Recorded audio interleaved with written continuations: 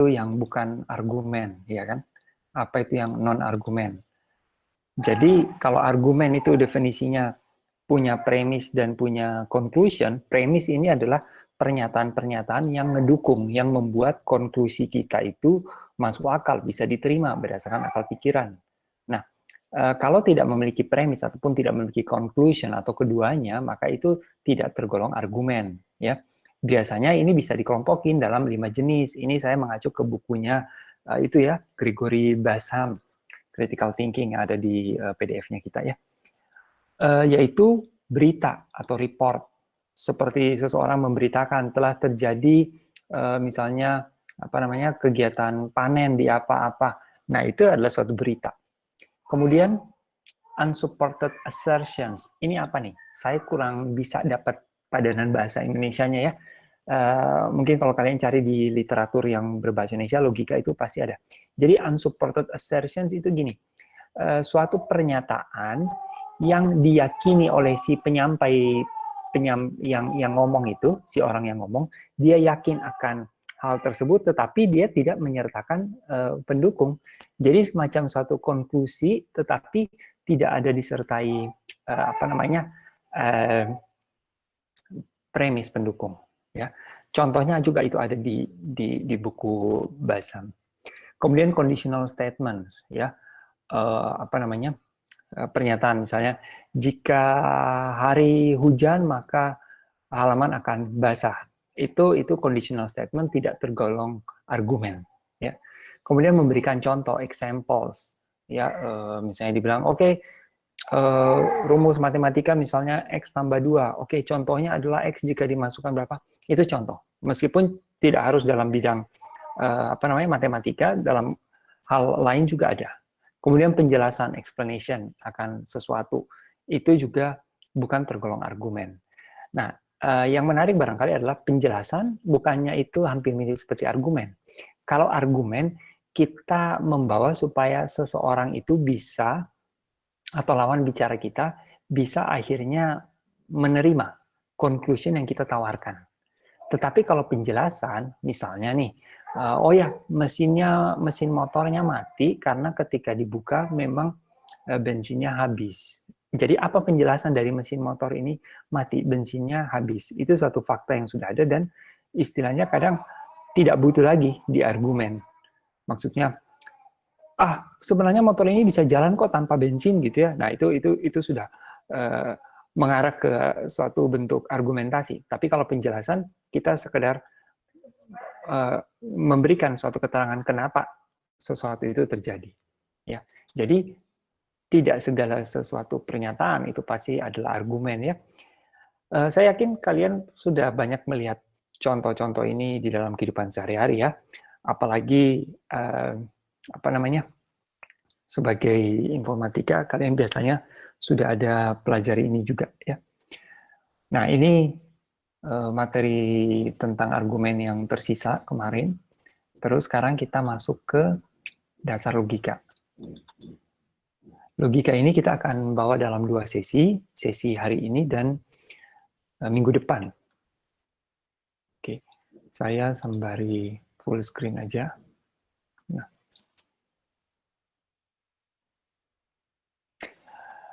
Logika ini sebenarnya saudara juga sudah ada pelajari ya. Di mata kuliah ini kita sekedar mereview dan mengingatkan kembali kepada Anda semua.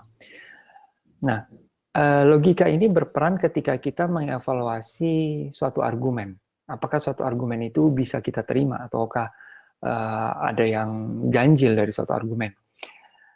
Jadi begini, kalau kita mengevaluasi argumen, kita lihat apakah premisnya itu benar atau tidak. Premisnya itu masuk akal nggak? Pernyataan pendukungnya itu bisa diterima atau enggak? Ya. Nah, yang kedua, apakah premis itu akhirnya memang mendukung terhadap diterimanya suatu kesimpulan, conclusion. Ya. Nah, sekarang kita akan lebih berlatih tentang argumen deduksi dan induksi. Tadi tentunya sudah lihat di video ya. Dan ada banyak juga literatur yang sudah membahas. Jadi deduksi ini yang gampang kita terima ya. Semua manusia pasti mati. Socrates adalah manusia, maka Socrates pasti mati gitu ya. Jika suatu benda terkena air, maka pasti basah. Keyboard saya terkena air, maka keyboard saya pasti basah. Itu deduksi ya. Jadi kayak suatu pemahaman yang diturunkan dari suatu ketentuan yang umum, maka hal itu pasti berlaku. Jadi ini semacam suatu, terkadang suatu keniscayaan gitu ya. Nah, jadi kalau ada yang diberikan suatu argumen yang bersifat deduksi dan dia tidak bisa menerima, kemungkinan seseorang itu, kalau menurut saya, lebih karena kurang well educated, sehingga dia tidak bisa, belum terlatih untuk melakukan deduksi penyimpulan gitu ya. Kalau Anda tidak memakai helm ketika menaiki kendaraan bermotor dan Anda jatuh, maka kepala Anda bisa terbentur aspal dan bisa cedera, bisa berdarah ya. Nah, kepala bisa bocor gitu. Nah, Anda kemudian naik motor tanpa helm, maka ada risiko bisa jatuh kena. Nah, kemudian dia bilang, nggak mungkin. Orang naik motor masa jatuh kepala terbentur aspal, saya nggak akan jatuh. Nah, ya, oke. Itu kadang kita ketemu model-model seperti itu di masyarakat kita. Kemudian yang induksi, ini contoh kita mencoba mencari suatu kesimpulan, tetapi belum pasti. Kita hanya, kata kuncinya di sini, likely or probable, kemungkinan besar. Contohnya saya mengambil ini yang cukup jelas ya. Ini juga dari buku Basam, saya translatekan. Bank dibobol semalam, ya. Dibobol ini membuka kunci brankas, ini pasti ada yang buka. Padahal hanya 2 orang yang tahu, Lefty dan Baksi. Baksi kondisinya nih memang sedang kurang beruntung ya, sedang butuh uang untuk melunasi utang judinya. Terus Baksi kedapatan mungkin dari CCTV itu memang mengendap-endap, tapi di luar bank. Bukan terlihat langsung bahwa dia sementara mengambil uang di brankas, enggak. Dia terlihat mengendap-endap di luar bank, pokoknya di dalam lingkungan bank. Maka cukup beralasan untuk menyimpulkan bahwa Baksi mencuri isi brankas dari fakta yang kita miliki. Tapi sesungguhnya bisa tetap ada kemungkinan bukan Baksi yang melakukan pencurian. Nah, ini adalah contoh argumen secara induksi, ya. Kemudian juga contoh yang lain. Jadi induksi ini juga contoh lain tuh gini ya, induksi. Seorang anak, dia tinggal di kota. Pada suatu hari, dia bersama keluarganya mengunjungi kakeknya, misalnya di desa. Kebetulan, desanya itu berada di tepi laut. Ya. Di situ, dia melihat rumah kakeknya ada pohon kelapa. Ada pohon kelapa. Kemudian tetangga rumah kakeknya juga ada pohon kelapa. Kemudian dia dibawa ke rumah, istilahnya mungkin pamannya yang juga di desa tersebut, juga di tepi pantai, dan rumahnya juga ada pohon kelapa. Ya, dia tidak pernah melihat secara langsung pohon kelapa yang begitu subur di rumahnya di kota, ya, atau di lingkungan kota. Dia baru melihat itu di desa. Kembalilah dia ke kota. Dia kemudian bisa melakukan penyimpulan bahwa rumah di desa itu semua memiliki pohon kelapa. Nah, itu adalah penyimpulan secara induksi. Berpikir penalaran secara induksi. Dia ketemu kasus, dia dibawa rumah di pantai, di tepi laut, dan ada kelapa, dan dia menggeneralisir bahwa berarti rumah di desa itu semua punya kelapa. Padahal dia nggak tahu. Ada juga desa yang di atas gunung yang barangkali nggak ada kelapa. Gitu. Bentar, recordingnya saya stop dulu supaya nggak terlalu gede ukurannya ya. Mana?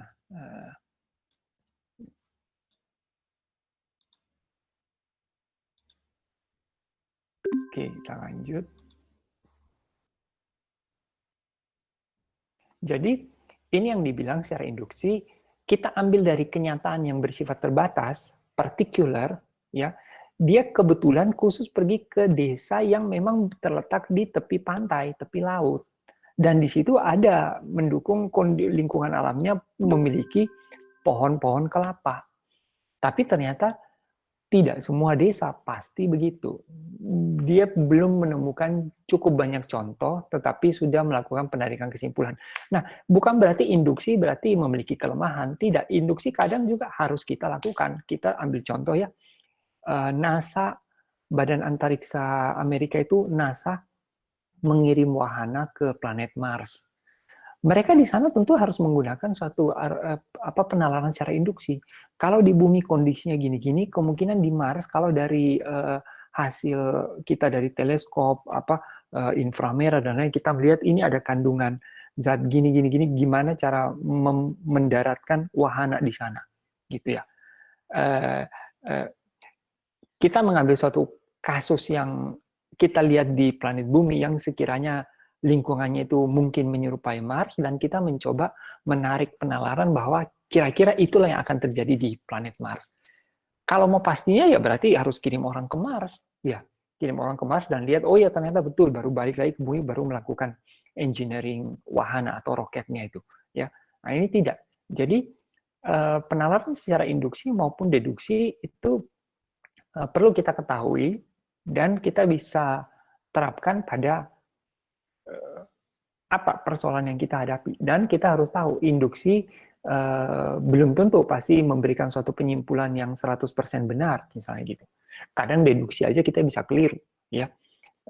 Semuanya ini, kalau Anda ambil benang merahnya, baik induksi maupun deduksi, semua berdasarkan pada apa data yang kita ketahui, apa fakta yang kita ketahui. Dan apakah fakta itu bersifat sangat kuat, ataukah fakta itu sebenarnya bukan sesungguhnya fakta, tapi lebih pada suatu kondisi data yang menyerupai suatu fakta, gitu ya. Sebagai contoh gini loh, kalau kita di informatika itu bilang fakta itu jika sesuatu itu memang benar-benar nyata. Sebagai contoh 2 tambah 2 sama dengan 4, 4 adalah fakta. User memasukkan angka 2 itu adalah suatu fakta juga, ya. Bukan user masukin 2, tetapi saya terimanya 5 karena kayaknya sih dia maksud 5 bukan 2. Oh enggak, mesin seperti komputer ya sudah fakta gitu ya. Tetapi ada fakta yang tidak bisa kita terlalu yakin itu fakta. Misalnya seseorang di CCTV terlihat berdiri di dekat laci kasir dan dia seperti membungkuk, dan dia di tengah raya mengambil uang di laci kasir. Kebetulan memang laci kasir kekurangan uang, misalnya uangnya selisih. Tetapi sesungguhnya CCTV-nya hanya menyorot bagian punggung belakangnya dia. Memang betul itu sosoknya kelihatan ketika dia jalan ke meja kasir, kemudian dia membungkuk. Tetapi apakah betul terlihat bahwa dia mengambil uang tersebut? Ataukah dia mungkin membungkuk karena barangkali satu lain hal mungkin dia ingin meregangkan punggung atau apapun, dia membungkuk di situ, tetapi sebenarnya dia tidak mengambil. Ada seseorang yang sudah mengambil lebih dahulu yang tidak terekam oleh CCTV, misalnya. Ya, jadi perekaman CCTV itu bisa dianggap fakta nggak? Iya, fakta. Tetapi apa yang disajikan, apakah informasinya bisa 100% kita bilang itu pasti? Belum tentu, tetapi itulah fakta yang kita miliki. Gitu. Nah, sekarang berarti argumen, baik deduksi maupun induksi, semua bergantung pada apa fakta yang kita ketahui, yang mendukung terhadap penarikan kesimpulan atau conclusion.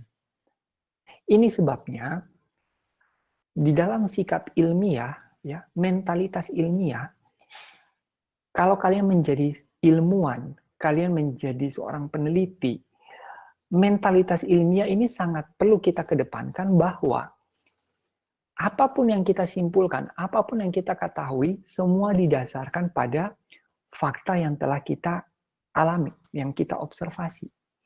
Jika kemudian hari fakta itu mengalami perkembangan, kita harus bisa mengakui bahwa kesimpulan kita harus berubah. Gitu. Ya. Ketika WHO mengatakan bahwa virus COVID-19 tidak menular melalui udara, itu berdasarkan apa yang kita ketahui. Dan itu dicari tahu bukan hanya sekedar asal-asalan, tetapi ada suatu penelitian di laboratorium dengan suatu metode yang bisa dipertanggungjawabkan atau suatu pengamatan apa gitu ya. Itu yang diketahui. Kemudian berkembang suatu kondisi, lebih banyak ditemukan kasus-kasus di mana ini ternyata bisa secara dari udara, karena dia bisa melayang di udara selama beberapa saat, tidak sekedar seperti orang bersin, terus dia droplet gitu jatuh, tetapi dia juga bisa melayang-layang di udara. Jika sudah ditemukan suatu fakta yang mendukung, maka conclusion-nya kita ubah lagi, kembangkan. Apakah itu lantas dibilang, ya itulah WHO, sebentar bilang A, sebentar bilang B, pelin-pan, mereka juga asal-asalan. Sesungguhnya tidak. Ini adalah sesuatu yang baru. Sesuatu yang baru manusia tengah mencoba memahami. Dan senantiasa kesimpulan itu akan berubah. Namun tidak semua orang di masyarakat kita mengerti cara-cara penalaran logika seperti itu. Mereka kira corona ini sudah ada dari ribuan tahun lalu, cuma orang nggak tahu aja. Enggak, ini adalah suatu mutasi virus yang baru dan bagaimana cara manusia mempelajari hal itu. Ya, nah, jadi baik argumen induksi atau deduksi kita berdasar pada sesuatu data yang menjadi yang menjadi landasan dasar kita berargumen. Jadi kalau seseorang nggak punya suatu data untuk memberikan argumen, kita maka tidak masalah dia mau nggak usah mikir itu argumennya induksi atau deduksi karena datanya sendiri sudah diragukan gitu. Ya, ini yang kadang dalam bahasa sederhana kita bilang berbicara tanpa data. Ya, bukan berarti setiap kali kita bicara harus ada data. Ini kita membutuhkan jika pokok persoalan yang akan ditinjau itu memang memerlukan suatu argumen, penalaran ilmiah, penalaran logika. Ya, kalau kita berbicara tentang hal-hal yang lebih santai, tidak berarti kita harus pakai data ya, enggak. Contoh, saya mengajarkan materi kayak gini, Pak, datanya apa? Kenapa Bapak menyimpulkan seperti ini? Apakah Pak Irvin melakukan googling di mana-mana, berbagai situs, kemudian menyimpulkan bahwa deduksi dan induksi itu ini loh anak-anak, inilah yang akan saya ajarkan kepada kalian. Kalau gitu sepertinya model pencarian datanya Pak Irvin tidak bisa dipertanggungjawabkan. Dia mencari dari berbagai sumber di internet. Sumber apakah itu? Stack Overflow kah? Atau situs blog kah? Atau situs buatan anak sekolah yang mendapat tugas barangkali, dan barangkali anak itu juga mengambil suatu sumber, bisa terjadi bias. Ya. Nah, makanya kita kalau di kuliah kita harus bilang referensi kita ini, dan referensi yang kita gunakan adalah referensi yang diakui. Misalnya itu tergolong textbook. Penulisnya memiliki latar belakang apa, dan lain sebagainya. Nah, kalau saya memakai buku si Basam itu. Saya tidak boleh mengambil murni dari pemikiran saya, gitu ya. Harus ada satu dasar pembanding. Tapi bukankah si buku itu juga berdasarkan pemikiran si penulis, Pak? Betul, tetapi buku itu kemudian telah dievaluasi oleh banyak pihak sehingga diakui, oke, ini bisa kita jadikan sebagai suatu acuan.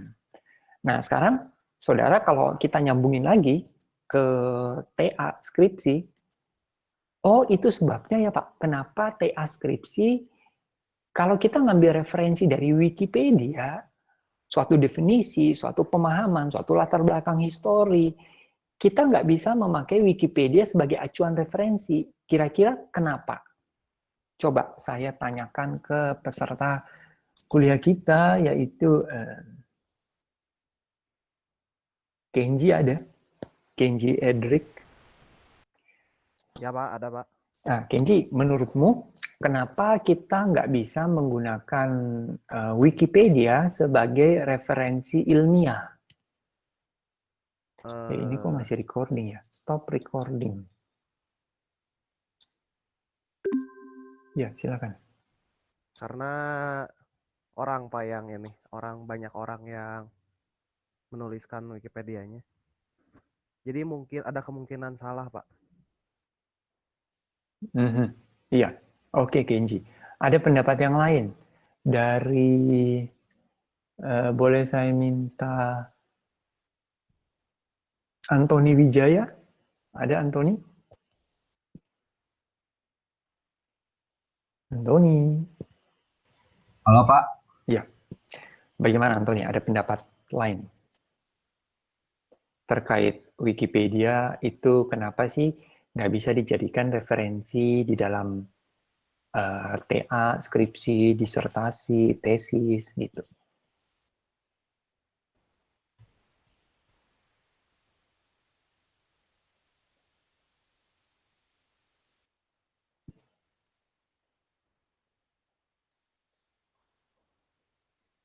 Suaranya belum kedengaran Antoni.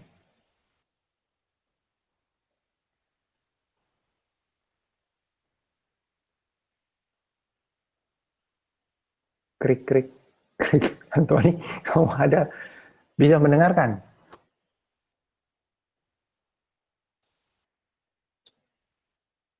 Antoni, mic-nya nampak bergerak tapi suara nggak keluar. Ya, oke. Jadi kita skip dulu. Jadi Wikipedia, kita lihat lagi. Wikipedia itu memang ditujukan, ya oke Antoni. Wikipedia memang ditunjukkan sebagai semacam suatu wadah yang menyimpan banyak informasi seperti kayak ensiklopedia gitu ya. Namun sifatnya itu bebas. Siapapun bisa eh, siapapun bisa mengedit, menambahkan entry di dalam Wikipedia tanpa ada suatu kontrol yang lebih ketat. Memang itu suatu pekerjaan komunitas dari siapapun bisa, gitu ya. Jadi bagaimana jika seseorang dengan pemahaman yang barangkali dia tidak terlalu paham, dia menuliskan sesuatu dan itu menjadi suatu acuan karena tidak ada suatu apa ya contoh kalau kita menuliskan suatu jurnal akan ada yang melihat jurnal itu kontennya bagaimana, kenapa penyimpulannya gini, apakah metodenya sudah dianggap oke, barulah itu dipublikasikan. Tetapi di Wikipedia siapapun bisa menuliskan itu. Misalnya saya mengatakan perang Diponegoro terjadi pada tahun 1980, yang mana itu keliru, tetapi saya bisa langsung mengedit itu. Meskipun Wikipedia mengatakan mereka ada proses review, tapi apakah proses review itu dilakukan oleh orang-orang akademik? Emang apa sih yang membedakan orang akademik dengan yang non-akademik? Akademik misalnya, dia jelas latar belakang keilmuannya apa. Kemudian dia menerapkan metode apa yang sudah diakui oleh standar bidang keilmuan itu. Dan sebagainya, dan sebagainya. Itu sebabnya Wikipedia bisa kita gunakan sebagai masukan, tetapi kita tidak bisa tulis sebagai suatu landasan ilmiah. Karena pertanggungjawaban keabsahan dari informasi di Wikipedia sendiri tidak bisa kita yakini pasti atau mendekati absah karena itu tadi sifatnya bebas. Bagaimana restricted page di Wikipedia? Oke, Adit bertanya. Jujur saja Adit, saya nggak tahu restricted page itu kayak gimana. Restricted atau protected page di mana untuk editnya sendiri kita memerlukan request terdahulu, Pak. I see. Berarti by Wikipedia administrator. Saya pikir ini bisa asalkan kita kembali telaah lagi. Kalau gitu siapakah administrator dari Wikipedia ini? Apakah dia orang-orang yang memang memiliki apa gitu ya, satu latar belakang? Kalau memang bisa, tentu akhirnya bisa diterima. Saya yakin ke depannya memang bahkan sekarang juga sudah ya, kita tidak harus mengandalkan sesuatu referensi itu pasti berupa buku yang benar-benar terbit secara fisik. Yang penting authornya jelas, publishernya jelas, kemudian buku itu ada di citation, biasa citation itu ada dirujuk oleh suatu pihak lain ya, nah itu semakin apa namanya menumbuhkan kepercayaan diri kita. Meskipun kita tetap harus tahu bahwa segala perkembangan ilmu, pengetahuan, dan teknologi itu didasarkan pada apa yang kita ketahui hingga saat ini. Ketika nanti pengetahuan itu berkembang, penyimpulan bisa beda lagi, gitu. Ya, dan saya kira secara ilmu pengetahuan hal-hal seperti itu banyak ya. di bidang teknologi juga ya, di quantum computing ternyata bisa begini, ternyata bisa seperti itu. Itulah suatu hal-hal kalau orang memandang dari sisi apa istilahnya religius, spiritual, kita yakini bahwa di alam semesta ini terhampar ilmu-ilmu yang Tuhan memang sudah sediakan. Tinggal kita menggali, memperoleh pemahaman, dan kemudian silakan itu digunakan demi kebaikan hidup dari manusia dan makhluk-makhluk lainnya. Nah, tinggal apakah pemahaman itu kemudian mau diarahkan ke sesuatu yang akhirnya memberikan dampak buruk atau mencelakai pihak lain. Nah, itu tanggung jawab dari masing-masing apa istilahnya, kalau kita ya manusia. Dan sampai saat ini kita mengakui kita sebagai makhluk yang memiliki akal tertinggi ya. Nah, sampai dengan barangkali suatu hari misalnya kita ketemu suatu alien yang lebih maju dan apa, ya kita harus mengakui bahwa ternyata ada yang lain di luar sana gitu ya. Baik, itu sekilas tentang deduksi dan induksi. Kemudian tadi ada miskonsepsi, ini saya pikir sudah jelas ya di slide di video YouTube sudah saya jelaskan. Nah, ini ada key difference. Apa sih yang menjadi pembeda-pembeda utama ya antara argumen deduktif dan induktif? Jadi kalau deduktif itu jika premisnya bernilai benar, maka conclusion-nya juga pasti benar. Jika turun hujan, maka halaman basah, gitu ya. Benarkah jika turun hujan halaman basah? Dalam hal ini halaman tidak memakai atap. Hujan, yang namanya hujan memang turun ada airnya, gitu ya. Maka itu sesuatu yang true atau false? True. Terus conclusion-nya adalah gini, ya. Jika turun hujan, maka halaman basah. Terus halaman tadi basah, maka pasti turun hujan. Ya. Then conclusion must be true. Oh iya, kalau dengan demikian maka berarti halaman ini basah oleh karena hujan. Ya, ini misalnya kita mengatakan bahwa halaman basah pasti penyebabnya hanya karena hujan gitu. Kenyataannya kan halaman bisa basah oleh karena hal yang lain gitu ya. Kemudian the conclusion follows necessarily from the premise. Jadi ini bukan konklusi mengikuti dibutuhkan dari premis, tidak, maksudnya secara apa tadi, inescapable logic. Premisnya itu sendiri sudah menyiratkan bahwa memang akan tercipta konklusi seperti itu, gitu ya. It is impossible for all premise to be true and conclusion false. Ya, tidak mungkin kalau semua premis benar dan konklusi menjadi salah. Nah, sebagai contoh gini, yang tadi konklusinya adalah, premisnya gini, jika turun hujan, halaman basah. Jika ada yang menyiram tanaman, halaman basah. Itu dua premis. Kemudian conclusion-nya adalah halaman basah tidak mungkin karena turun hujan maupun siram. Padahal kita mengatakan premisnya dua itu, dan kedua-duanya ini benar-benar true, dan kita menyimpulkan suatu conclusion, halaman basah pasti bukan karena hujan maupun disiram. Ya. Nah, itu conclusion-nya nggak bisa seperti itu. Ya. Pasti memang sudah clear secara logika sederhananya manusia. Ya. Kalau kita mengatakan halaman bisa basah karena penyebab lain, apa? Kita data semua, dikumpulkan sebagai premis tersebut. Ya. Contoh yang lain lagi, yang merujuk pada poin ketiga. X adalah, ini yang lebih ke arah matematik ya, X adalah sebuah bilangan yang lebih besar dari 0, tetapi lebih kecil dari 100. Premisnya X lebih besar dari 0, kemudian premis kedua adalah X kurang dari 100. Kemudian kita mengatakan bahwa X pastilah bilangan negatif. Oh, nggak bisa, conclusion-nya false seperti itu. Yang menyatakan berarti dua premis tadi salah. Gitu ya. Kemudian yang keempat, it is logically inconsistent to assert the premise and deny the conclusion. Kalau Anda menerima premis, pastilah juga menerima konklusinya, kesimpulannya, gitu sih. Ya, yang induktif ini bisa dibaca. Oke, supaya kita nggak ngebaca slide ini aja, silakan ada pertanyaan atau satu argumen.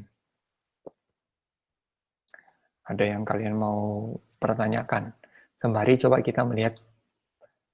Kalau nggak ada pertanyaan, saya menyajikan contoh exercise di buku yang kita pakai ya.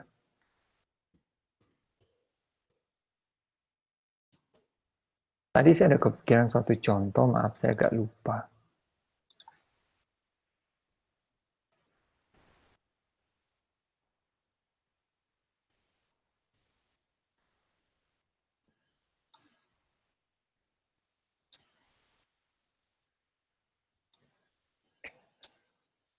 Melakukan pembatasan jarak dan menerapkan protokol kesehatan dapat menurunkan tingkat penyebaran COVID-19. Mari saya coba tulis ya, premis. Ya, mumpung lagi masa-masa COVID, kita ada punya satu contoh. Ya.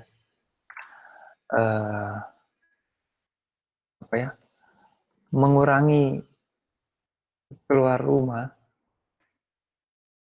dan menerapkan protokol kesehatan dapat mengurangi tingkat penyebaran COVID-19. Conclusion-nya apa dari pernyataan ini? Coba yang menjawab. Michelle, Natasha ada? Michelle, mengurangi keluar rumah dan menerapkan protokol kesehatan dapat mengurangi tingkat penyebaran COVID-19. Conclusion-nya apa yang disampaikan oleh kalimat ini? Michelle? Bentar, Pak. Ya. Kalau kesulitan boleh ketik. Berikutnya saya juga minta pendapatnya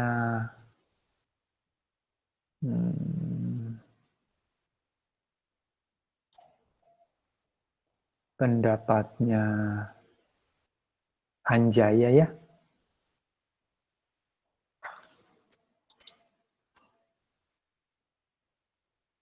Michelle bagaimana? Hanjaya dulu deh. Hanjaya, conclusion-nya apa dari kalimat ini? Konklusinya apa ya? Ya, konklusi berarti apa sih yang mau disimpulkan oleh pernyataan ini? Mengurangi tingkat penyebaran COVID, Pak. Iya. Jadi, premisnya adalah kalau kita kurangi keluar rumah untuk keperluan yang tidak diperlukan, dan kita menerapkan protokol kesehatan seandainya keluar ataupun di ketika keluar rumah kita menerapkan protokol kesehatan, maka kesimpulannya itu bisa ngurangin tingkat penyebaran COVID-19. Berarti ini conclusion-nya, ya. Ya. Premisnya adalah dengan mengurangi keluar rumah dan menerapkan protokol kesehatan.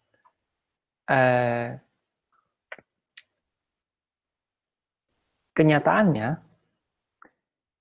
tingkat penyebaran COVID-19 di Indonesia sampai dengan per hari ini sudah menembus berapa? Di atas 200.000 ya. Dengan informasi terakhir itu infeksi per hari yang tercatat itu 3.000-an ya.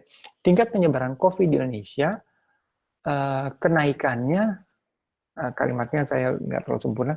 Kenaikannya semakin tinggi. Sebagai contoh, orang bilang 3.000 itu dalam waktu berapa belas hari aja ketimbang yang sebelumnya.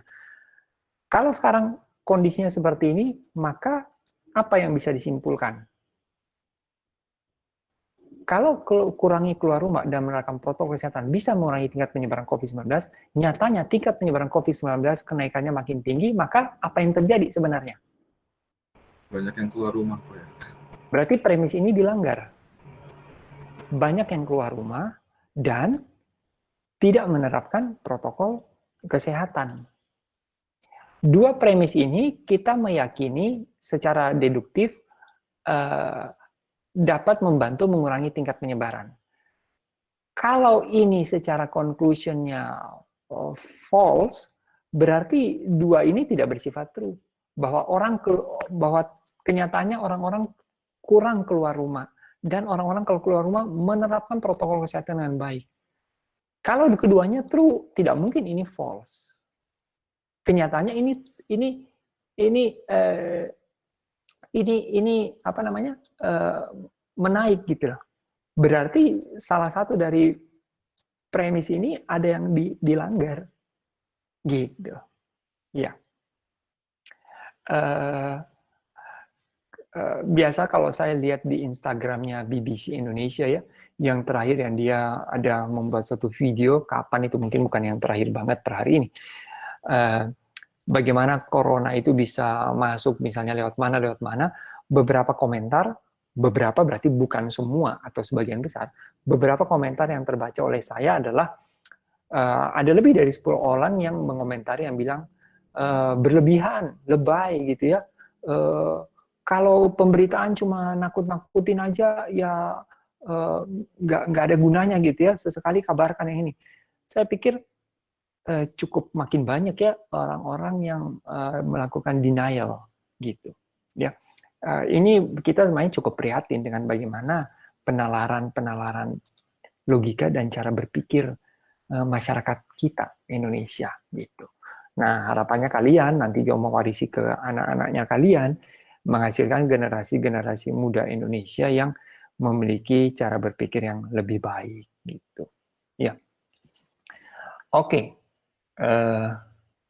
Ada pendapat lain? Silakan. Sembari saya lihat contoh exercise yang bisa kita ambil, ya. Nanti kemungkinan minggu depan kita akan membentuk suatu kelompok dan masing-masing kelompok nanti mulai menyusun suatu bentuk argumen, gitu. Atau ada yang mau melemparkan suatu kasus gitu atau wacana, kemudian kita berlatih melakukan penalaran secara deduktif maupun induktif.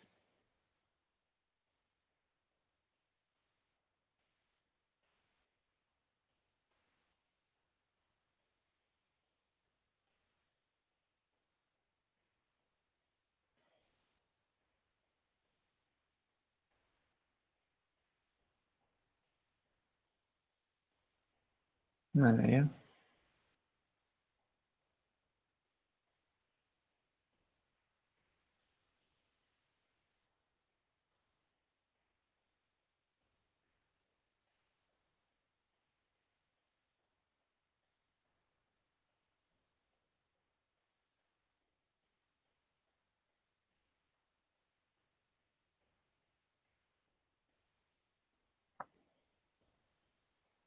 Mungkin kalau sebenarnya logika seperti induktif dan deduktif ini ya, itu bagi kita itu cukup ada membantu juga loh. Misalnya ketika kita melakukan debugging sebuah program, error, ada sebuah pesan error yang kita baca gitu ya. Misalnya pesan errornya mengatakan semicolon expected, kurang titik koma, di baris sekian. Nah, ini kan berarti kita bisa deduksikan bahwa kalau sebuah statement, misalnya kita pakai bahasa pemrograman Java atau C, tidak diakhiri dengan titik koma, maka proses kompilasi akan gagal. Gitu. Sekarang proses kompilasi mengalami kegagalan dengan pesan error, penyebab kegagalan kompilasi ada banyak. Tetapi pesan errornya adalah titik koma expected. Maka conclusion-nya ada memang penyebabnya titik koma itu gagal gitu ya. Ketika titik koma sudah dilengkapi terus dikompil masih error juga, apakah kita langsung beranggapan bahwa berarti tidak bisa disimpulkan bahwa titik koma penyebab error? Nah, biasa kadang kalau makin ke sini saya lihat anak-anak angkatan baru makin mudah langsung panik begitu melihat error ya. Padahal kalau dibaca lagi errornya ternyata error yang pertama memang kurang titik koma. Error yang kedua menyatakan misalnya simbol not found. Ini sudah beda. Berarti yang pertama terbukti sudah teratasi, namun sekarang ada lagi error berikutnya. Nah, gitu. Ya. Nah, error yang lainnya ini penyebabnya bisa beda lagi, gitu. Saya sering ketemu error null pointer exception. Saya lakukan googling. Di Stack Overflow ada banyak orang yang mengalami null pointer exception, ya. Tetapi mereka kasusnya beda-beda. Anda mungkin kasusnya beda lagi. Kadang kita di situ terjadi, saya mengalami kasus null pointer exception misalnya karena penyebab ini. Di internet penyebabnya lain. Jadi particular case-nya beda. Apakah kemudian kita secara induksi bisa bilang bahwa kalau induktif berarti kita ambil dari kasus kita, kemudian kita coba menggeneralisir. Nah, itu belum tentu benar. Jadi sedikit banyak itu ada ya, biasa kita terlibat di dalam keseharian kalau kita melakukan coding, itu bisa membantu. Gitu. Jadi kalau Anda menghadapi suatu error, kemudian Anda panik atau tidak tahu apa yang harus dilakukan, kemungkinan Anda kurang mengedepankan critical thinking. Gitu. Tapi sebenarnya kalau kalian critical thinking sih saya yakin tidak diragukan. Lebih biasanya itu karena malas atau kurang motivasi. Kenapa sih memperbaiki sesuatu gitu ya? Mari kita lihat contoh exercise. Ini yang mengenai silogisme, apa namanya, hipotesis, itu nanti akan kita bahas di logika bagian kedua. Ya. Oke, mari kita lihat suatu contoh ya logika. Nomor 1, ini sih ada kaitannya dengan hipotetikal dan lain-lain, tapi kita masih bisa angkat dari secara induksi dan deduksi aja dulu. Nomor 1, jika kita di London, maka berarti kita ada di England. England ini apa? Inggris ya, United Kingdom, Inggris. Ya. Kita tidak di Inggris, maka berarti kita tidak di London. Ini dia mau mencoba melakukan penalaran secara induktif atau deduktif. Jika kita tidak di London, jika kita di London, maka kita di England. Kita tahu London itu adalah salah satu kota di England. Kalau kita di London, maka berarti kita di Inggris. London itu particular location ya. Berarti ini sesuatu yang induktif, tuh dia ingin menyimpulkan secara umum. Bahwa berarti kita di England. Betul. Nah, sekarang kita tidak di England, maka berarti kita tidak di London. Nah, ini harus kita hati-hati. England adalah yang lebih besar diambil. Kita tidak sementara di England, maka berarti kita tidak di London. Pasti ya? Pasti. Lain kalau dia bilang, kita tidak di London, berarti kita tidak di England. Nah, itu kan salah. Bisa jadi dia di England tapi di kota lain. Misalnya barangkali kota apa sih? Manchester barangkali atau apa. Nah, tapi tidak gitu ya. Nomor 2. If we are in Los Angeles, then we are in the US. We are in the US. So we are in Los Angeles. Konklusinya bisa diterima atau tidak? Coba yang menjawab Kevin Aprilion. Ya, Pak. Bagaimana yang nomor 2? Nomor 2. Konklusinya bisa diterima nggak?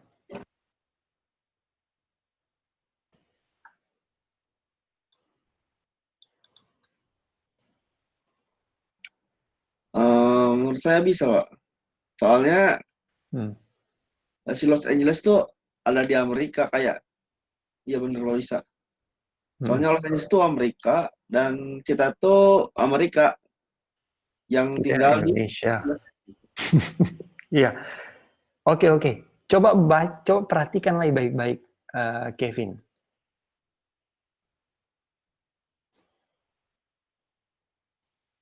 Pelan-pelan, cermati.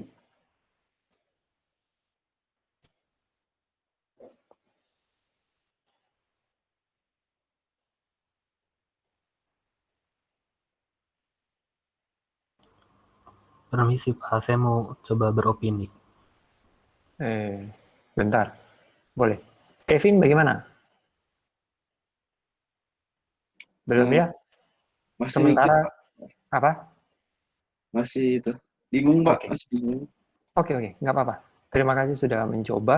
Iya. Siapa tadi yang mau beropini? Saya Pak Melvin. Melvin, yuk, silakan. Menurut saya, konklusinya tidak bisa diterima. Oke, karena Karena pernyataannya itu, jika kita di Los Angeles, maka kita di United States. Namun, di pernyataan yang satunya lagi, kita ada di Amerika, kita ada di United States, tetapi kita belum tentu di Los Angeles. iya. Nah, seperti itu ya. Kalau kita di Los Angeles, kita di Amerika. Pasti, karena Los Angeles adalah bagian dari Amerika. Saya sekarang ada di Amerika, maka saya pasti ada di Los Angeles. Belum tentu. Ini sebenarnya kalau saya boleh sedikit bawa ke teori himpunan gitu ya. Ada himpunan kota-kota di Amerika. Los Angeles adalah salah satu. Maka Los Angeles adalah himpunan bagian dari kota-kota di Amerika. Kalau saya berada di Amerika, maka apakah saya pasti berada di Los Angeles? Enggak, Los Angeles hanyalah salah satu himpunan bagian. Elemen yang merupakan bagian dari suatu himpunan. Kalau kita bicara semestanya, diagram Venn-nya yang besar itu, semestanya, berarti yang berada di dalam situ adalah semua elemen valid yang ada di dalam semesta itu. Jadi selain Los Angeles, New York, apalagi saya kok tiba-tiba lupa ya nama kota-kota itu. Ya misalnya barangkali New York, Washington DC, lain-lain itu juga bagian dari kota di United States. Nah, tetapi bagaimana jika seseorang tidak memiliki pemahaman geografis yang cukup tentang United States itu apa? Los Angeles itu apa? Ada kota apa? Di United States itu punya berapa kota? Nah, kalau itu terjadi pada diri kita, maka kita harus alert dulu. Sebelum saya bisa menjawab pertanyaan ini, saya harus paham dulu United States itu apa, Los Angeles itu apa, ada berapa kota di United States, iya kan? Berarti ada suatu prasyarat untuk kita menjawab bahwa kita harus ada ketahui sesuatu terlebih dahulu. Kalau kita nggak tahu sesuatu itu terlebih dahulu, kita harus cari tahu dulu. Maka dengan kata lain, kita nggak boleh buru-buru kemudian menjawab begitu. Ya, jadi istilahnya ada apa istilahnya? Ada pepatah dari Nabi mengatakan bahwa jika kamu tidak tahu maka diamlah. Sesungguhnya ini kan yang bisa kita nalar ya, iya. Karena kita tidak tahu maka kita bisa menyatakan sesuatu yang barangkali malah makin bias, malah makin nggak benar, malah makin runyam. Kalau memang mau tahu, cari tahu dulu, baru kemudian menyampaikan.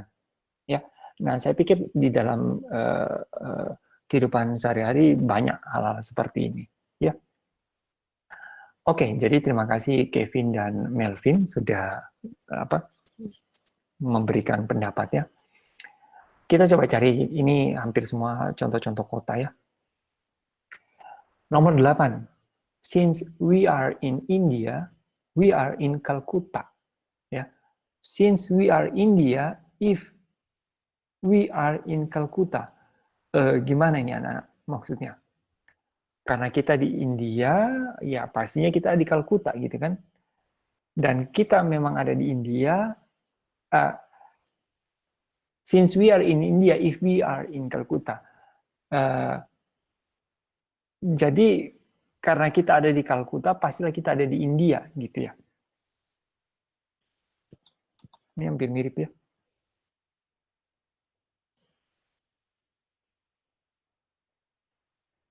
Dan ini contoh yang lain.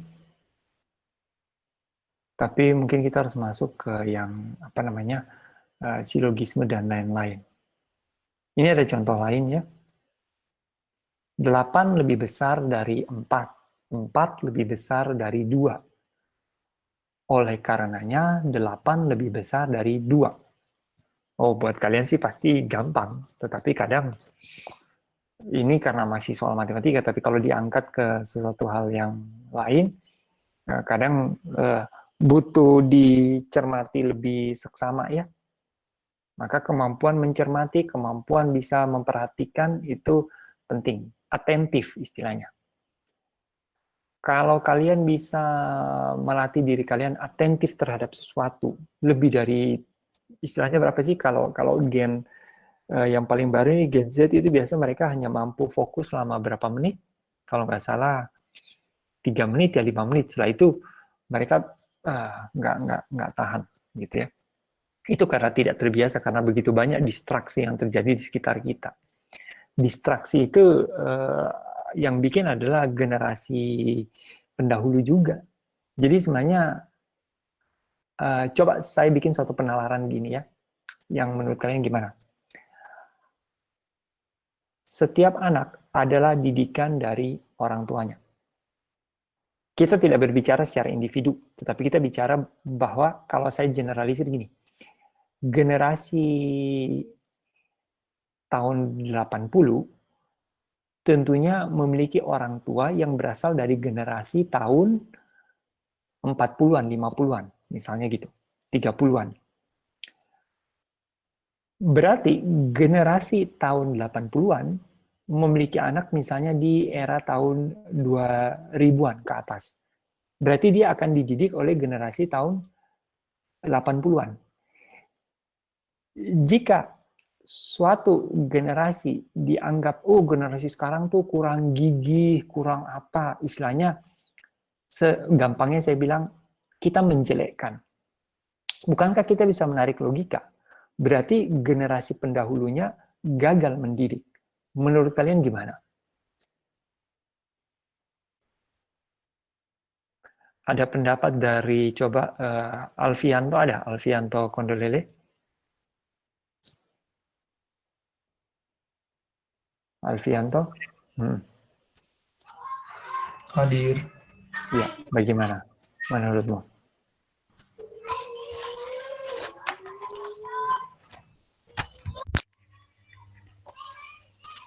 Bagaimana Alfianto? Pertanyaannya tadi nangkap nggak? Belum nangkap Pak, bisa diulangi? Generasi, kalau kita ada satu premis gini ya, saya mengangkat satu premis.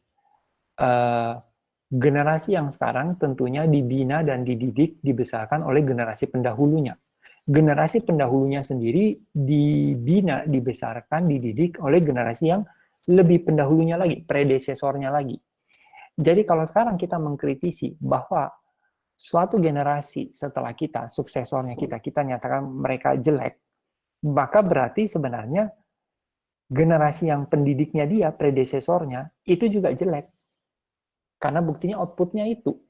Bagaimana menurutmu? Kalau menurut saya Pak, bisa diterima sih Pak itu. Oke, karena output yang disilin itu kan dari inputnya. Yang inputnya sini yang tadi, yang generasi yang sebelumnya kan ngajarin ke generasi yang lebih muda. Iya, oke. Jadi dipengaruhi oleh memang cara mendidik dari generasi sebelumnya gitu ya. Sebagai contoh, saya tidak mengatakan apa yang akan saya utarakan ini pasti berlaku benar, tapi mungkin secara pengamatan saya saja ya. Seorang ibu yang barangkali sibuk oleh karena tekanan pekerjaan dan kebutuhan ekonomi, tidak sempat terlalu bisa menemani anaknya, sehingga anaknya diberikan langsung mainan gadget supaya nggak rewel yang harus di handle oleh si ibu. Si ibu banyak pekerjaan, si ayah juga, maka kedua orang tuanya, kita jangan bilang si ibu deh, kita bilang orang tuanya aja. Bisa jadi si ibu, bisa jadi si ayah. Kedua punya peranan yang vital di dalam menumbuhkan di dalam membentuk tumbuh kembangnya si anak. Kemudian orang tua memutuskan, udahlah belikan dia gadget supaya dia bisa main.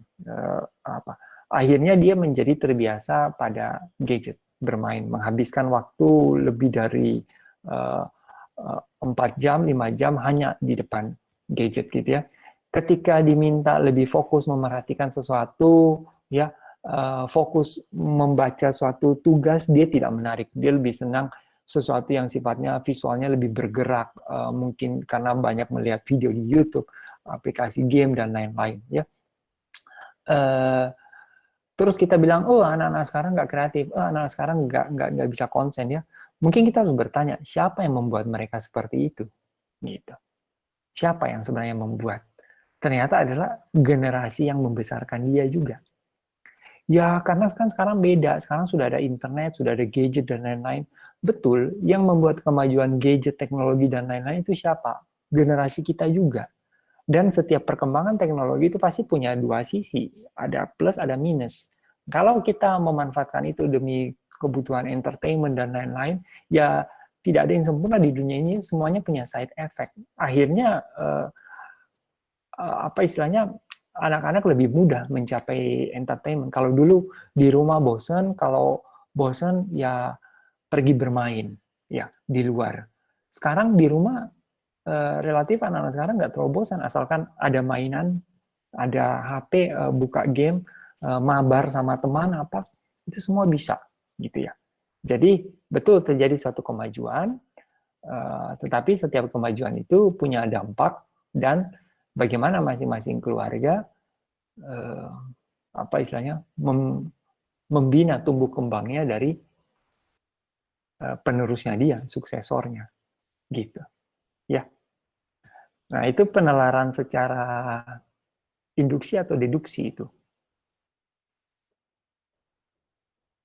Kalau menurut saya itu deduksi. Saya mengambil dari suatu rumusan, seorang anak dididik oleh yang lebih tua. Dan dulu yang lebih tua ini, ketika masih anak, dia juga dididik, dibina oleh yang lebih tua lagi. Dan didikan ini memiliki pengaruh terhadap sikap perilaku si anak, gitu. Sebenarnya saya sudah berulang kali juga ya biasa nyatakan di depan mahasiswa bahwa saya cukup salut dan bangga dengan ITHB. Dan kalau saya ngomong gini, ini kalian boleh anggap cukup relevan karena saya S1-nya bukan dari ITHB, saya dari kampus lain. Kalau saya dari ITHB dan saya memuji, ya mungkin bisa dibilang ya karena dia juga dulu dari ITHB. Enggak, saya dari kampus lain. ITHB bukan sekedar kampus yang sekedar ajarin mahasiswa lulus sudah selesai. Urusan moral attitude kalian, maaf, itu bukan urusan kami. Kami kan hanya di bidang akademik. Ternyata enggak. ITHB benar-benar memandang bahwa perguruan tinggi sifatnya membentuk manusia. Outputnya harus jadi manusia. Jadi memanusiakan manusia. Bukan sekedar silakan pintar, apa ya attitude-nya kamu pakai jeans bolong-bolong ke kampus, dosen nggak peduli. Attitude-nya kamu apa istilahnya makan sembarangan di area sofa, itu bukan urusan dosen, tidak. Tetapi dosen harus mau menegur, harus mau apa istilahnya. Jadi keberhasilan suatu lembaga pendidikan itu bukan lembaga pendidikan higher education ya, bukan sekedar seberapa mahasiswa memiliki nilai-nilai di atas kertas A, B, tetapi attitude-nya tidak keluar. Itu bukan mencerminkan lahirnya apa istilahnya individu-individu, istilahnya scholar, orang-orang yang sekolah, terdidik. Dia hanya pintar. Pintar belum tentu terdidik, educated, ya. Terdidik berarti itu selain pintar juga apa istilahnya punya sikap, punya apa ya, mungkin gampangnya kecerdasan emosional seperti itu. Sikap perilaku itu juga ditunjukkan, gitu. Ya. Kemarin saya dengar dari apa istilahnya ada kuliah CSC, Core Skill and apa Character Building itu. Dikatakan gini. Kita nggak bisa menyamakan masyarakat Indonesia dengan masyarakat di Hong Kong, Jepang, ataupun di negara Jerman, yang mereka itu lebih terkenal disiplin. Karena infrastruktur di Indonesia sendiri itu tidak memadai. Kalau di negara lain, mereka infrastrukturnya lebih memadai, sehingga masyarakatnya lebih mudah untuk disiplin. Ya, Ya pasti ada pro dan kontra dong terkait pendapat itu, tapi kita menghargai sebagai seseorang yang muda mau bersuara seperti itu. Coba sebagai contoh terakhir itu ya, kita kan sampai jam 1 ya. Sebagai contoh terakhir, coba saya tuliskan di sini ya. Masyarakat Indonesia tidak bisa kita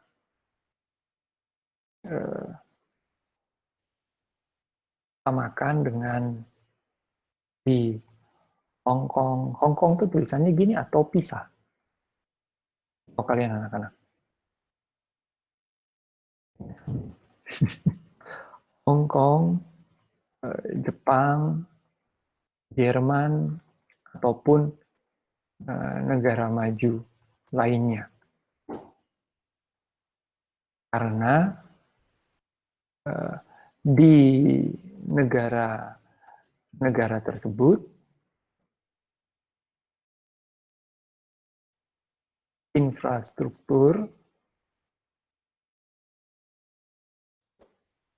infrastrukturnya lebih memadai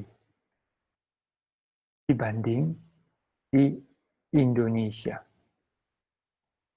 Masyarakat di negara tersebut lebih mudah untuk disiplin. Ya akhirnya gitulah. Sehingga masyarakat di negara lebih mudah untuk disiplin. Bagaimana menurut Anda? By the way, tahu nggak sih struktur kalimat seperti ini ataupun negara maju lainnya, titik. Karena di negara tersebut infrastrukturnya lebih maju. Benar nggak? Sebenarnya karena itu harusnya ini kayak koma kan? Karena itu dilihat dulu bentuk kalimatnya gimana. Kalau melanjutkan dari yang sebelumnya itu sebenarnya dia nggak cocok titik kan? Iya nggak? Ataupun negara maju lainnya karena di negara tersebut itu. Gitu. Beda kalau karena di awal kalimat misalnya gini. Karena ibunya tidak memberikan uang jajan, maka Budi nggak bisa beli permen. Nah, itu kalimatnya benar. Gitu. Iya nggak? Oke, coba saya minta pendapat dari Wempi. Wempi, menurutmu bagaimana? Kalau menurut saya sih setuju ya, Pak. Kalau lihat juga kemarin saya sempat nonton juga itu adalah sebuah channel dia ngekritik soal pemerintah sekarang kan pengen fokus tuh ke manusianya ya. Iya, Tapi pembangunan manusia. Kayak pembangunan manusia kan bisa capai kalau literasinya tuh mudah gitu dicapai sama anak-anaknya. Sedangkan di daerah saya saja untuk perpustakaan publik itu sempat ada tapi sekarang diubah gitu jadi pasar. Terus dia bandingkan dengan yang ada di luar negeri kayak di Amerika. Di sana tuh ada banyak aktivitas di perpustakaannya. Situ bisa bikin podcast sendiri. Juga ada course-course kayak computational thinking. Nah, itu kan yang sebenarnya yang dibutuhkan ya. Jadi saya sih setuju kalau misalnya infrastruktur tuh juga penting dibutuhkan. Penting dibutuhkan untuk maju gitu. Oke, baik. Terima kasih Wempi. Penjelasan yang menarik ya dari Wempi dan bisa diterima. Saya di sini nggak mau menempatkan posisi sebagai yang mendukung pernyataan ini atau tidak, tetapi saya sebagai fasilitator.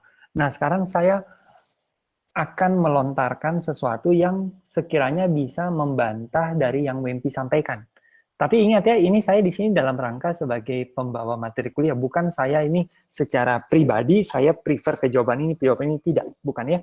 Jadi bedakan itu. Kalau saya ngajar mata kuliah lain, barangkali preferensi saya itu akan saya munculkan. Di sini preferensi saya lebih kepada untuk memancing kita di dalam berpikir kritis.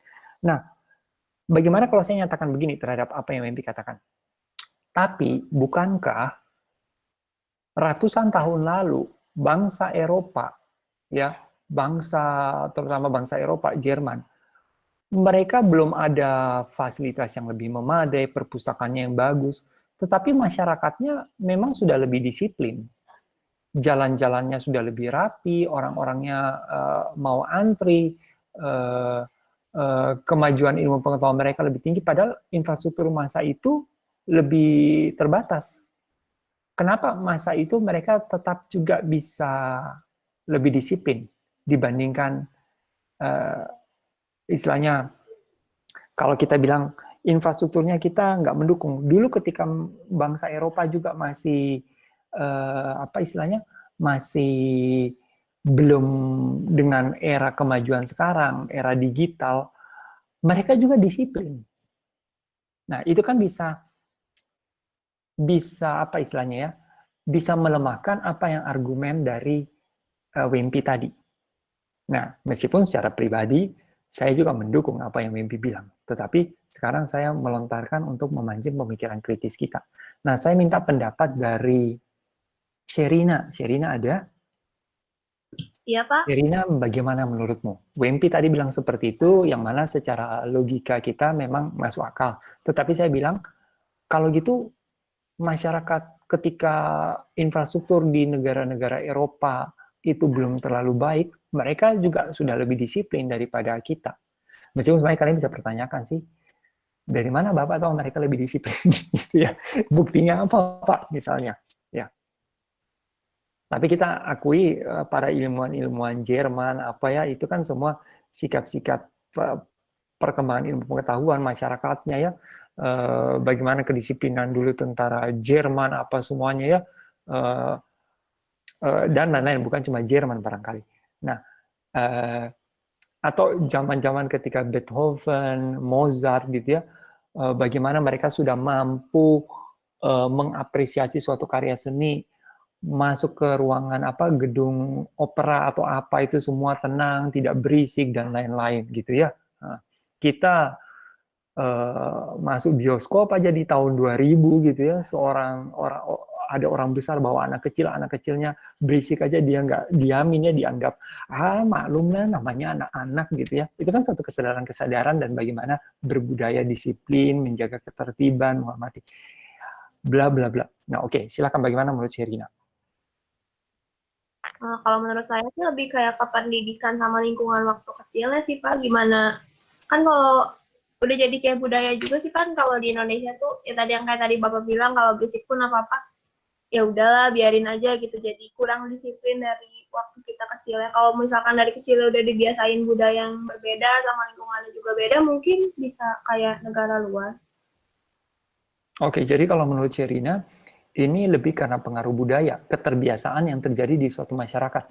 Saya jadi ingat, salah satu kawan saya dulu pernah mengatakan, untuk Davin, oke, ada rapat KP, ya silakan saya izinkan. Teman saya pernah mengatakan bahwa Indonesia itulah negara yang toleransinya itu terlalu tinggi. Karena toleransi terlalu tinggi, kesalahan-kesalahan itu menjadi terbiasa untuk dibiarkan, menjadi suatu pembiaran, yang mana itu menjadi apa istilahnya serangan balik, itu menjadi punya dampak balik ke kita, masyarakat menjadi kurang disiplin gitu. Oke, barangkali untuk menghemat waktu, jadi terima kasih Wempi dan Sherina atas pendapatnya. Kalau saya mengajukan berdasarkan observasi yang saya lihat bahwa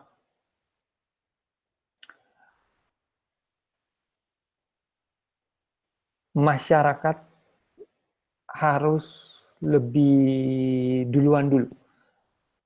Infrastruktur juga harus, ya. Tapi ibaratnya kalau maju bareng, masyarakatnya ini yang masyarakat, ini yang infrastruktur, nggak bisa kita berharap gini dulu. Harus masyarakat sedikit lebih duluan.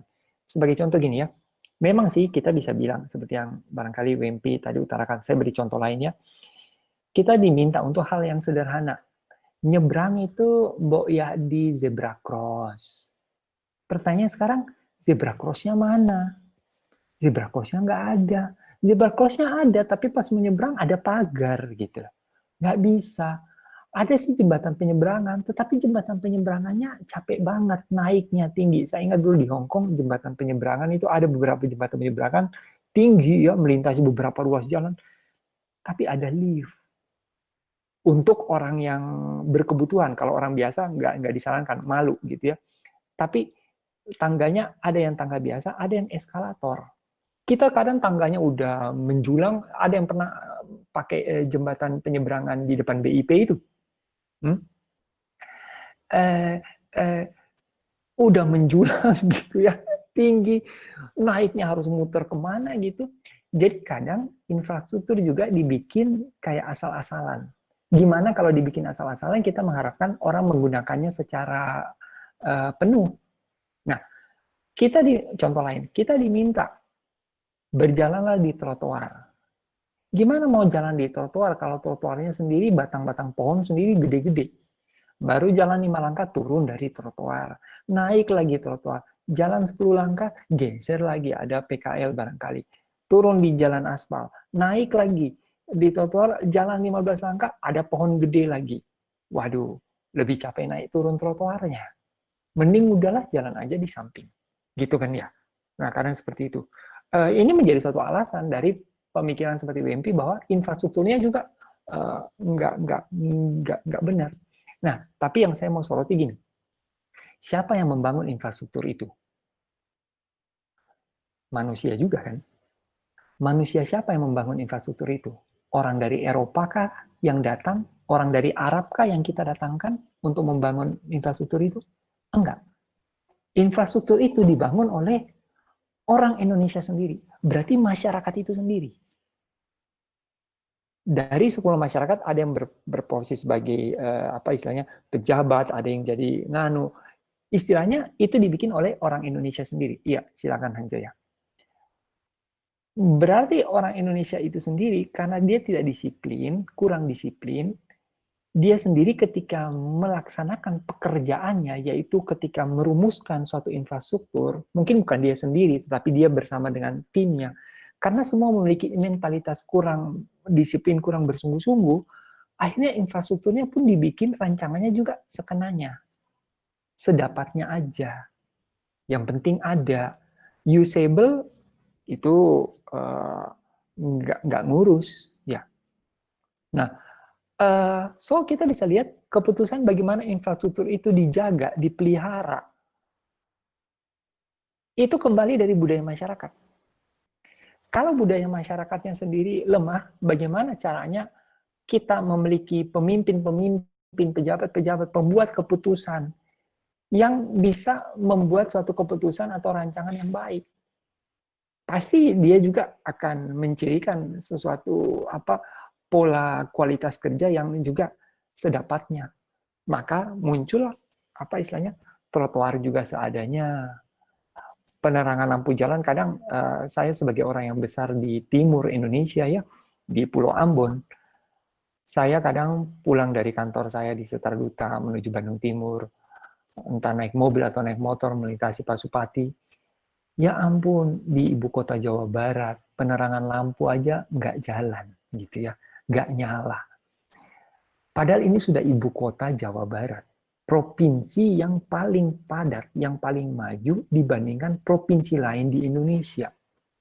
Bagaimana kita bisa menjadi contoh untuk kemudian provinsi-provinsi lain bisa meniru? Bagaimana masyarakat Bandung sendiri, boro-boro belok aja nggak pakai lampu sen, tanda dilarang parkir ya parkir gitu ya. Bisa, jadi kadang memang infrastruktur nggak memadai. Tetapi kalau untuk skala hal kecil yang kita bisa mulai, kita sendiri nggak menghargai, maka sulit kita bisa menjadi suatu masyarakat yang maju. Dan salah satu ciri masyarakat maju adalah mereka relatif lebih disiplin. Bukan berarti 100% disiplin. Hal-hal kecil yang saya maksud adalah hal-hal yang barangkali nggak membutuhkan kita sampai punya infrastruktur, baru kita bisa melakukan. Contoh, ketika saya berbelok dengan kendaraan di suatu belokan, yang mungkin ada persimpangan ya, entah simpang 3, simpang 4, dan seterusnya. Saya hendaknya menyalakan lampu sen di suatu jarak tertentu. Bukan udah belok baru lampu sen, bukan pas belok baru lampu sen. Ya, hal itu kan nggak membutuhkan suatu infrastruktur ya. Itu dari kesadaran. Tapi kalau dari hal yang kecil itu aja kita nggak bisa, bagaimana hal yang besar kita bisa harap? Nah, ini yang membedakan dengan masyarakat luar. Ya. Jadi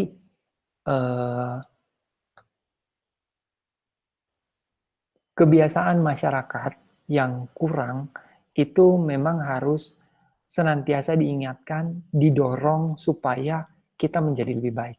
Tetapi kalau orang semua diharapkan untuk disiplin, tetapi infrastruktur juga nggak memadai, lama-lama juga capek dan pasti akhirnya akan luntur juga. Infrastruktur juga harus dikejar juga, diperbaiki juga, gitu ya. Harus menyusul lah, gitu. Ya, jangan tunggu masyarakat sampai oke baru ini, tapi harus sama-sama menyusul. Nah, itulah kenapa kita kalau memilih pemimpin, itu kita pilihlah pemimpin yang memang benar bisa bekerja, ya. Tidak hanya semata-mata diandalkan pada suatu apa istilahnya? Saya nggak ketemu kata-katanya. Bukan didasarkan pada suatu semangat atau apa ya istilahnya, didasarkan pada suatu semangat kelompok tertentu aja gitu. Misalnya, oh saya mau memilih pemimpin dari Ambon karena saya ini besar di Ambon. Ambon itu kota yang indah, pasti dong saya harus milih Ambon. Itu sesuatu yang kurang beralasan ya. Harusnya saya memilih pemimpin yang bisa bekerja, yang mau menghargai kota Ambon, tidak peduli dia dari kota manapun. Nah, begitu. Ya. Baik anak-anak. Mohon maaf kalau contoh saya tidak sepenuhnya bisa mengena, tapi saya yakin kalian bisa dapat apa poin utama atau substansi yang mau kita bahas. Gitu. Baik, saya sediakan waktu. Ada lagi yang mau bertanya barangkali terakhir? Atau ada yang mau berpendapat? Silakan.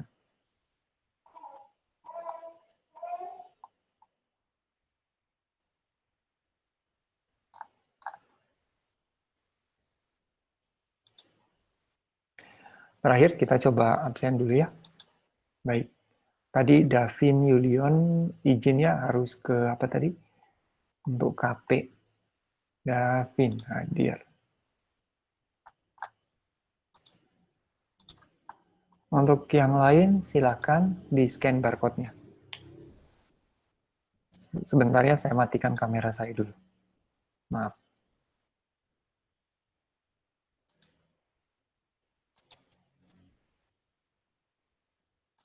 Ya. Tadi ada yang belum bisa scan barcode, oke nanti saya absensi manual.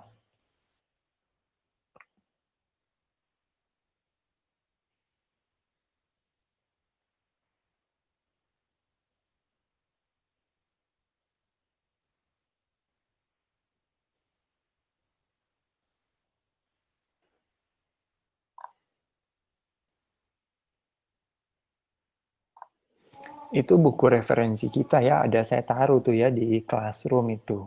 Kalau nggak salah kan ada kan. Kalian baca juga ya, jadi apa yang kita bahas itu nyambung, kalian ada persiapan. Dan itu jujur saja bacaannya bukan bacaan yang berat. Bagi kalian angkatan 2018, 2017, 2016 itu bisa. Yang angkatan 2019 juga pasti bisa, itu bukan suatu materi yang susah. Asalkan kita mau menyediakan waktu untuk belajar gitu. Ingat, kalian kuliah itu nggak lama-lama amat loh.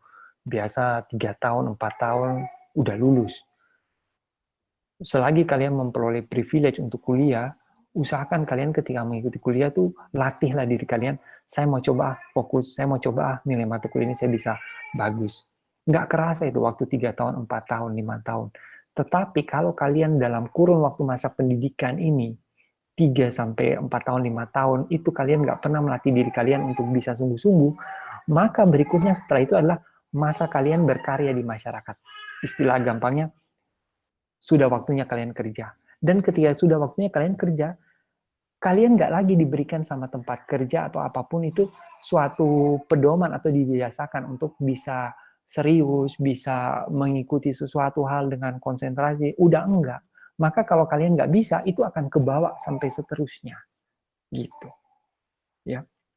Syukur-syukur kalau kalian nanti ketemu satu tempat kerja atau lingkungan kerja, entah itu kalian bikin usaha sendiri ataupun kerja di satu company lain, yang mana banyak hal kedisiplinan yang kalian abaikan waktu perkuliahan, kalian masih diajarkan di sana, diberi kesempatan. Tapi kalau enggak, Contoh kalau di organisasi saya sendiri ya, saya biasa kalau lihat ada tenaga kerja baru yang ada beberapa hal yang basic aja secara kedisiplinan dia kurang, kami udah malas negur. Memang betul kami bisa negur dan berharap dia baik. Tapi masa sih untuk hal itu harus kami bilang, mending nggak usah deh. Mending kita bilang aja kita nggak cocok, berikan satu alasan yang memang make sense, tapi pada dasarnya kita sudah nggak sejalan. Karena ada beberapa hal dasar, kedisiplinan, kepatuhan, kerja, apa, yang dia udah nggak penuhi. Mending kita cari yang lain. Nah, gitu ya. Maka masa kuliah itu nggak panjang. 3 tahun, 4 tahun, 5 tahun ya, nggak kerasa. Gunakan hanya seperberapa ini waktu dalam hidup kalian. Kalian mungkin hidup kita nggak tahu, usia 60 tahun, 70 tahun, 80 tahun, 90 tahun. Dalam, kita anggap aja umur kita syukur-syukur 80 tahun. 4 tahun dari 80 tahun itu berapa bagian sih? Coba kita bagi ya. 4 bagi 80 tahun. 0,05. Ya. Sepotong masa hidup kalian tidak pernah berlatih untuk coba serius, atentif, sungguh-sungguh mengikuti perkuliahan. Ini bisa berakibat ke kalian lulus misalnya usia 23 tahun ya, 25 tahun. Dari 25 tahun sampai ke 70 tahun, itu bisa jadi kalian sudah nggak terbiasa lagi menjadi orang yang serius, atentif, fokus ketika melakukan suatu pengerjaan. Sudah enggak. Apalagi dengan lingkungan di sekitar masyarakat kita yang cenderung kita banyak ketemu perilaku-perilaku yang tidak mendukung, perilaku-perilaku negatif. Jadi seringkali saya bilang, bersyukur bisa kuliah adalah suatu privilege. Tinggal bagaimana kuliah ini bisa memberi manfaat bagi diri kalian, berpulang ke masing-masing kalian. Orang tua sudah berupaya ya memberikan kalian supaya bisa kuliah. Ikutilah kuliah dengan baik, selesaikan masa studi supaya kalian bisa berkarya. Logikanya, memang kita nggak bisa bilang bahwa kalian kuliah setelah itu kalian lulus, kalian jadi kaya raya, yaitu urusan lain lagi, itu urusan cari uang. Tetapi harusnya dengan bekal keilmuan, pemahaman sikap yang baik, itu semua mendukung terhadap kalau kalian nanti mau bekerja, mencari penghasilan lebih, itu mendukung ke arah sana. Apalagi ada orang-orang yang tanpa harus kuliah tetapi dengan kerja keras yang sungguh-sungguh ya, keseriusan, itu pun bisa sukses. Apalagi kalian yang dibekali dengan ilmu pengetahuan, suatu sikap yang baik, pasti juga lebih bisa lagi.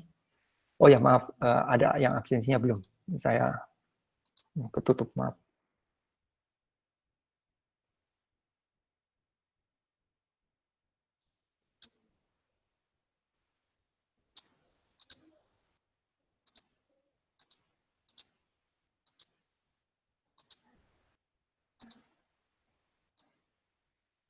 Anthony Wijaya, oke Anthony.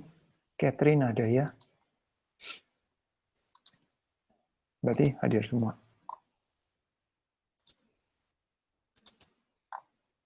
Workbook jangan lupa. Oke, untuk pertemuan ini tugas belum ada. Mungkin nanti di minggu depannya sekaligus barangkali ada pembagian kelompok. Oke, terima kasih atas perhatiannya semua untuk sesi ketiga kita di mata kuliah ini.